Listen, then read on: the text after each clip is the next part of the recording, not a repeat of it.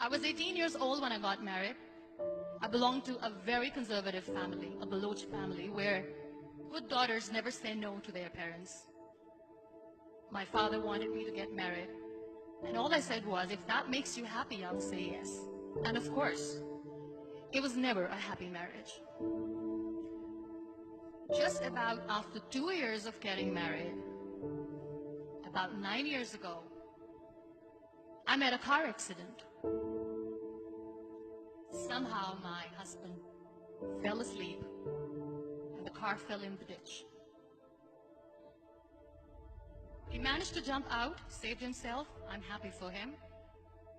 But I stayed inside the car and I sustained a lot of injuries. The list is a bit long.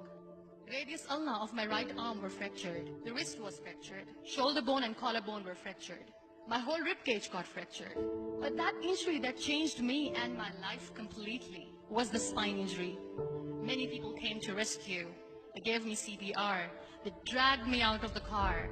And while they were dragging me out, I got the complete transection of my spinal cord. Those 2.5 months in the hospital were dreadful. I was at the verge of despair. One day, doctor came to me and he said, well, I heard that you wanted to be an artist, but you ended up being a housewife. I have a bad news for you. You won't be able to paint again. Next day, doctor came to me and said, your spine injury is so bad, you won't be able to walk again. I took a deep breath and I said, it's all right. Next day, doctor came to me and said, because of your spine injury and the fixation that you have in your back, you won't be able to give birth to a child again. That day, I was devastated.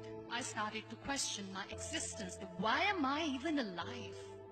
So what kept me going was, one day I asked my brothers, I know I have a deformed hand, but I'm tired of looking at these white walls in the hospital and wearing these white scrubs.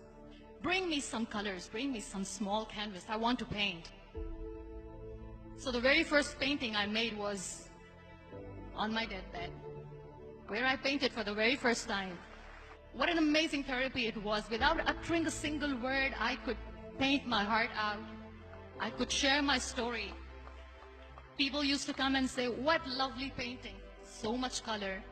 Nobody could see the grief in it. Only I could. And that day I decided that I'm going to live life for myself.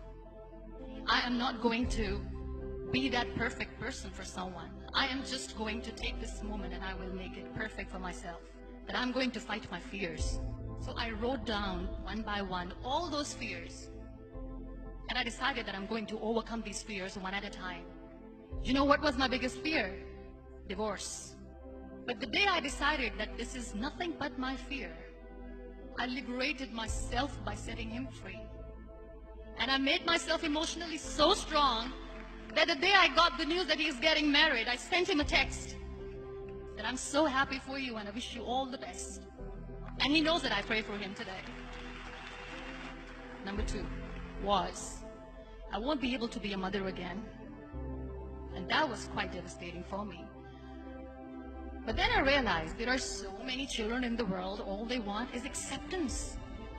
So there is no point of crying, just go and adopt one. And that's what I did.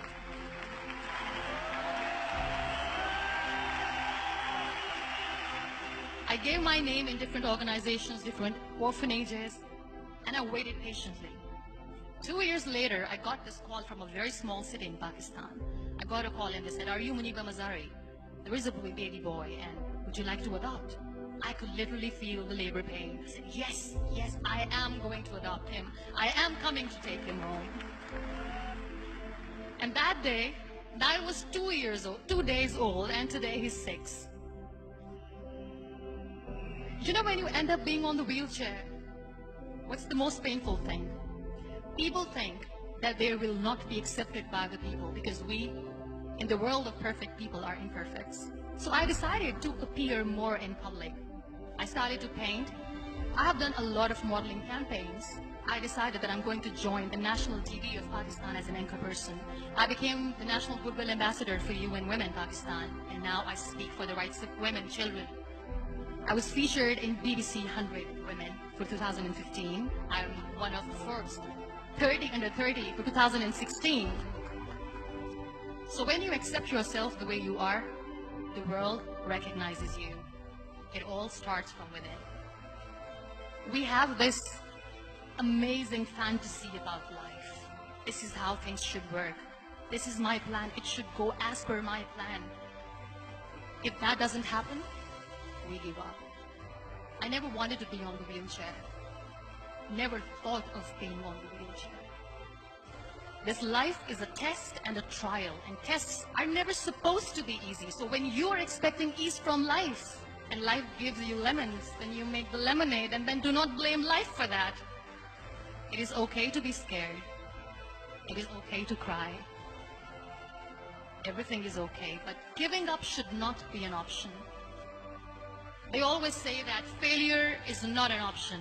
Failure should be an option, because when you fail, you get up, and then you fail, and then you get up, and that keeps you going. Embrace each and every breath that you are taking. Celebrate your life. Live it. Don't die before your death. Real happiness lies in gratitude. So be grateful, be alive, and live every moment.